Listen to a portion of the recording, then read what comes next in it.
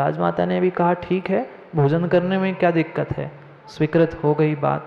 वह जैसे ही राजा यशोधर वहाँ पहुँचा, उसने उस मुर्गे की छुरी से, किसकी, असली नहीं, असली नहीं, असली नहीं, आटे से बना हुआ मुर्गा, उसकी जैसी ही बलि चढ़ी। संकल्प तो क्या था, भले ही आटे का पिंड था पर संकल्प मुर्गे का ही था।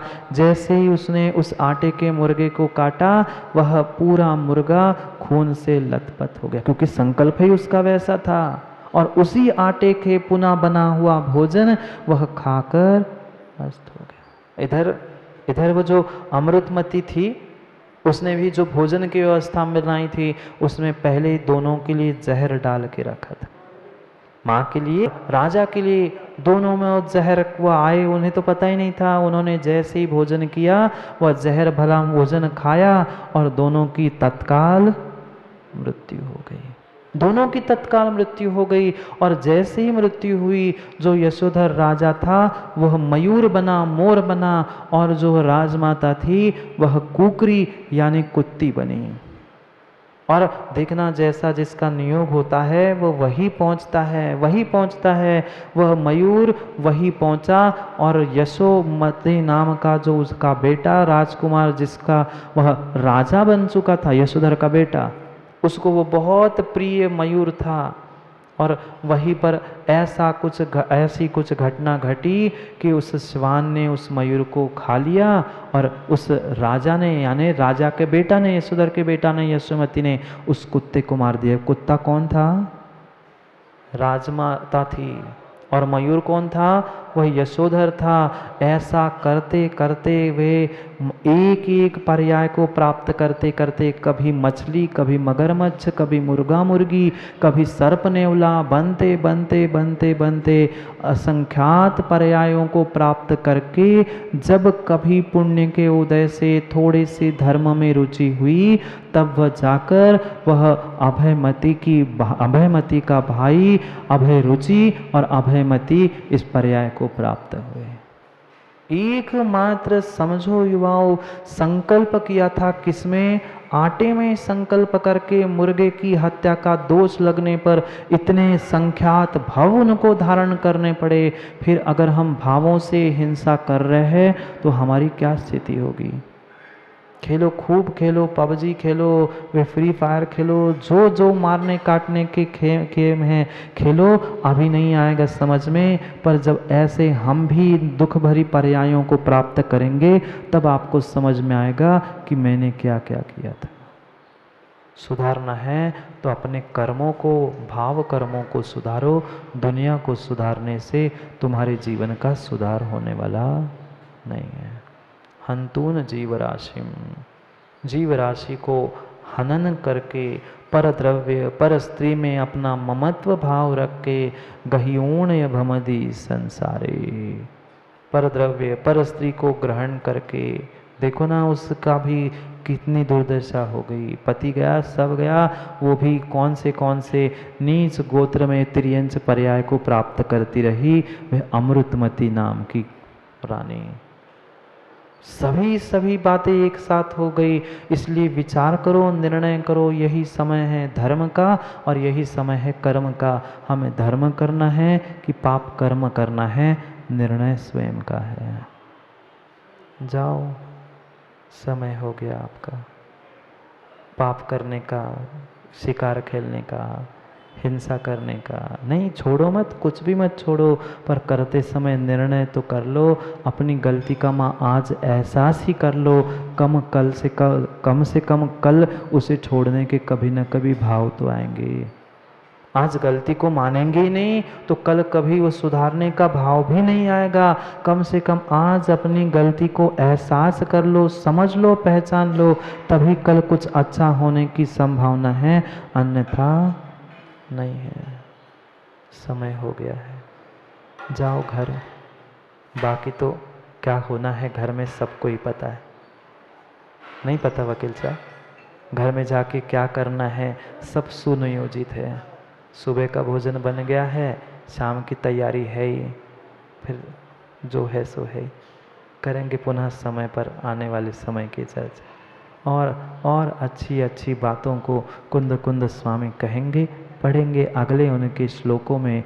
इस संसार अनुप्रेक्षा में संसार बढ़ाने वाले कारणों को जो कह रहे हैं, उनको समझकर उनको कम करने का प्रयास करने के लिए कल पुनः समय पे मिलते हैं, क्योंकि समय पे किया गया काम समय को दिलाता है। बोली भगवान महावीर स्वामी की। वर्तमान स्वामी के शासन में हमसे विराजते हैं और उनकी पावन पीयूष देशना हम सभी के लिए परम उपकार है।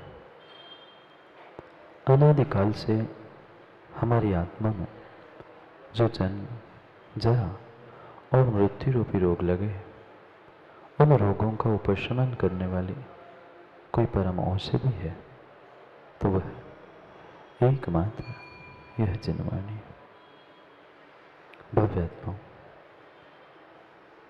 हम अपने जीवन को सुधारने के लिए अपने आभ्यंतर जगत में विहार कर रहे थे।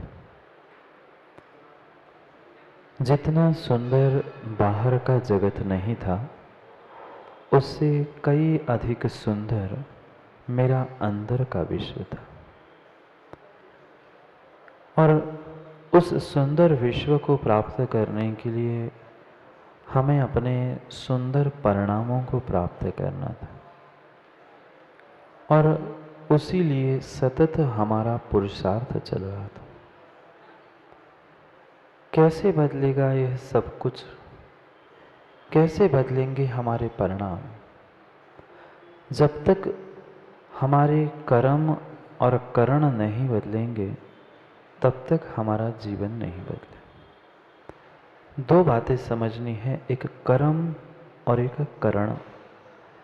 कर्म, कल हमने कर्मों के बारे में समझा कि कैसे कैसे कर्म हम करते करते आज तक संसार में जीते आए, और उन कर्मों के पीछे मैं जो करण कर रहा था, करण यानी परिणाम, करणानि योग, करण यानी परिणाम, उन परिणामों से ही हमें अपने जीवन को बेहतर बनाना। कौन करेगा मेरे जीवन की अच्छाई? कोई दूसरा करने वाला नहीं था, मैं और मेरे कर्ण परिणाम ही मुझे अच्छा बनाने वाले थे। आज तक हमने पर निमित्तों को तो दोष दिया, बाह्य करणों को, बाह्य साधनों को, बाह्य निमित्तों को तो मां दोष दिया, पर स्वयं के कर्ण परिणामों को नहीं दिया। बाहर के दोषों को दोष नहीं दिया, बाहर के निमित्तों को दिया, पर बाहर के निमित्त हमें तभी मिले थे जब भीतर के तत्जन्य निमित्त हमें प्रकट हुए थे। क्योंकि दोनों प्रकार के करण को हमें समझना होगा। एक करण यानी साधन जो षट कारक में आता है, याद है चंद्रेश जी? कर्ता ने कर्म को करण से, निमित्तों से आज तक हमने जो कुछ भी समझा है वह परिपूर्ण रूप से बाह्य करण से, बाह्य निमित्तों से समझा है। स्वकरण को यानी स्व परिणाम, स्व निमित्त को नहीं पहचान। आज तक जो मुझसे भूल हुई थी, उस भूल को ही हमें अपने करण परिणामों से सुधारने का प्रयास करें।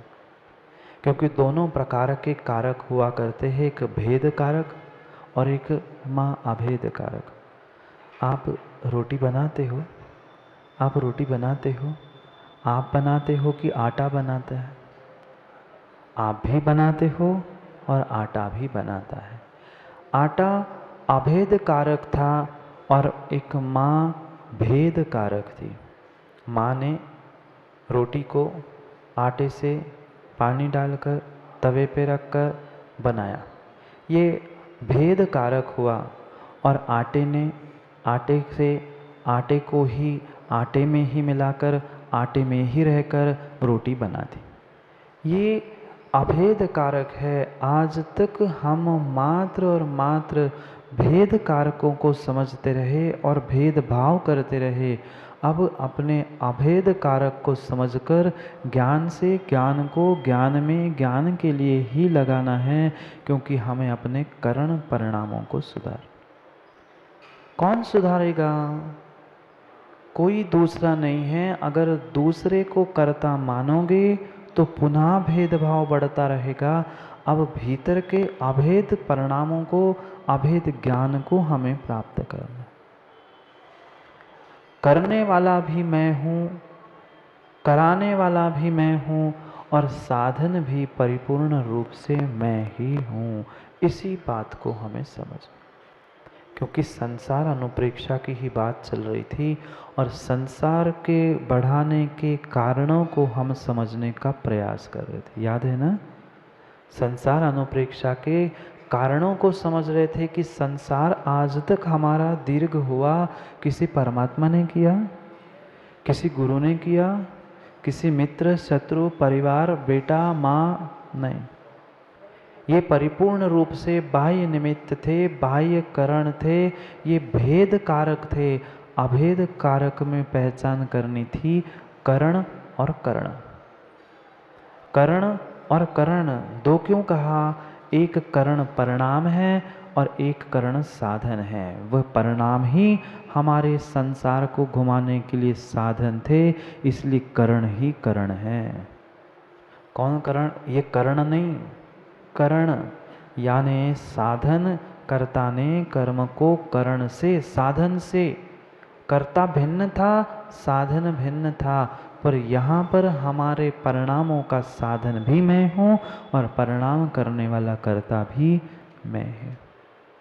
कैसे कैसे जीव ने आज तक परिणाम प्राप्त किए, कितना कितना सुख दुख उस मात्र कर्ण परिणामों के पीछे किए। सब कुछ स्वयं ने किया, सोचा स्वयं ने, काम बिगड़ा स्वयं का, स्वयं के सोचने से, पर दोष किसको दिया? तुम्हारे कारण हुआ। मैं तो बहुत अच्छा कर रहा था, पर तू क्यों बीच में आ गया? नहीं, वो तो बहुत बहुत स्थूल बाह्य निमित्त था। अंतरंग निमित्त तेरे कर्ण परिणाम थे, तेरा स्वयं का ज्ञान था।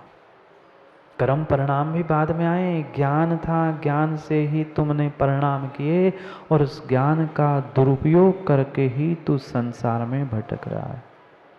अज्ञानी हो क्या? आप लोग अज्ञानी हो? नहीं है वकील साहब, किंचित भी अज्ञानी नहीं है, मात्र मोह के कारण ज्ञान को अज्ञान कह रहे हैं। अज्ञानी बिल्कुल भी नहीं है। क्या आपको पता नहीं है विषय भोगों का सेवन करने से पाप का आश्रय होता है? क्या धन संपत्ति कमाने से, झूठ बोलने से, कसाय करने से पाप का आश्रय बंद होता है? आप लोगों को नहीं पता? पता है, सब कुछ जानते हैं, पर मात्र और मात्र मोह और उस मोह से उद्घाटित अज्ञान के कारण मानते नहीं हैं। अंतर इतना है। जानने रूप ज्ञान है, पर फिर भी उसके सामने बहुत मोटा पर्दा मोह का पड़ा है, इसलिए हम निर्णय नहीं कर पा रहे हैं। हाँ, यही सत्य है, यही हमें समझना है संसार अनुप्रेक्षा के साथ साथ, क्योंकि ये तो हम निर्णय कर चुके हैं कि संसार में सुख और दुख के अलावा कुछ नहीं है। कौन सा सुख? कौन सा सुख? सुख दुख ही नाम बदला हुआ, जैसे मुर्गी का नाम वकील साहब ने बकरा रखा था। ऐसे मात्र दुखों का जो लेबल बदल के हमें उसे सुख मान रहे थे, ऐसे ही उस इंद्रिय सुख और उसके उत्पन्न होने वाले दुख के ही पीछे हम पड़े हैं। कभी उस मेला आदि में गए आप लोग? मेला गए? मेला में जाने पर कभी उस झूले पर बैठे? झूले पर बैठे? जब झूले पर बैठता है व्यक्ति, जैसे ही वह झूला ऊपर जाता है, देखना, जैसे ही वो ऊपर जाता है ऐसा लगता है हाँ कुछ हो रहा है, कुछ हो रहा है, और जैसे नीचे आता है तो और घबराहट होती है। नहीं बैठे आप लोग? अनुभव करो ना, उस झूले में जब बैठता है, ऊपर जाता है तो हर किसी को अच्छा लगता है, पर नीचे आते समय डर लगता है। क्या संसार में हमारे साथ ऐसा नहीं हुआ? जब जब संसार में मैं उन्नति को, प्रशंसा को, सब कुछ प्राप्त करता रहा, मुझे बहुत अच्छा, मैं ऊपर ऊपर जा रहा हूँ ऐसा लगा, और पुनः जैसे ही नीचे आया मैं रोने लग गया। चाहे चतुर्गति भ्रमण के विषय में समझो, मनुष्य देव पर्याय को प्राप्त करते समय बहुत अच्छा लगा, पर वहाँ भोग भोग भोग भोग भोगते भोगते जैसे नरक में टपका, फिर पता चला अरे अब तो मैं नीचे आ गया, अब तो मैं नीचे आ गया, पुनः वहाँ पर वही किया, क्योंकि यह संसार का चक्र है। संसार का चक्र ही उस झूले के समान है, चलाने वाला, बढ़ाने वाला कोई और नहीं है। चलाने वाला कोई और है? वहाँ तो फिर भी झूले में चलाने वाला तो वो आदमी बैठा है जिसे पैसे देकर हम बैठते, वो चलाने वाला भिन्न था, बैठने वाला भिन्न था, पर यहाँ चलाने वाला भी मैं ही हूँ और बैठने वाला भी मैं ही हूँ। मैंने ही अपने परिणामों से उसे चलाना प्रारंभ किया है और मैं ही उसमें बैठकर उसका आनंद, सुख, दुख अनुभव कर रहा हूँ। बिल्कुल बिल्कुल जब जब वह इंद्रिय सुख, इंद्रिय भोग हमें प्राप्त होते हैं, तब तब हमें ऐसा लगता है कि मैं ऊपर जा रहा हूँ, मैं ऊपर जा रहा हूँ, मुझे कितने अच्छे साधन मिले, इतना धन, इतना रूप, इतना सब कुछ मुझे प्राप्त हुआ, मैं पल पल उन भोगों को भोगता हूँ। और जैसे ही भोग भोगते वह वृद्धावस्था आती है, जब फिर रोटी नहीं पचती, कुछ नहीं होता, फिर समझ में आता है मैंने पूरा जीवन बर्बाद कर डाला। समझ रहे थे 2 दिन से हम उस संसार भ्रमण के कारणों को, निंदा और मात्र जीव राशियों का घात, हिंसा, पर परिग्रह के प्रति ममत्व भाव, ये सब कुछ क्यों हुआ?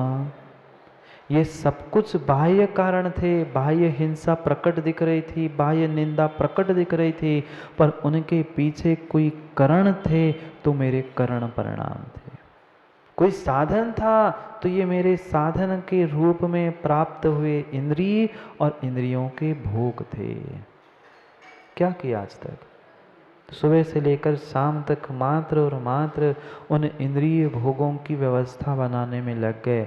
कभी स्पर्शन इंद्रिय की, कभी रसना की, कभी घ्राण की, कभी चक्षु की, कभी श्रोत की। इसके अलावा माँ कुछ घर परिवार में रह के किया? धन संपत्ति भी कमाई, पाप भी हमने इकट्ठा किया, वह मात्र और मात्र उन विषय भोगों के पीछे ही किया। समझना, इंद्रियों को काट के फेंकना नहीं है। संसार भावना हो चाहे कोई अनुप्रेक्षा, कोई भावना हो, वहाँ हमें किसी पर वस्तु से पृथक करना नहीं है, हमें उनसे अलग होना है। अंतर समझना, किसी को हटाओ मत, तुम उनसे हटकर उस कछुए के समान अपने आप को संकुचित करके रहना सीख लो। यही कला हमें सीखनी है, यही कला सीखनी है। इंद्रिय साथ रहेंगे, अगर एक भी इंद्रिय होगी तो क्या चंद्रेश जी भगवान बन पाओगे? एक भी इंद्रिय कम होगी क्या साधु बन पाओगे?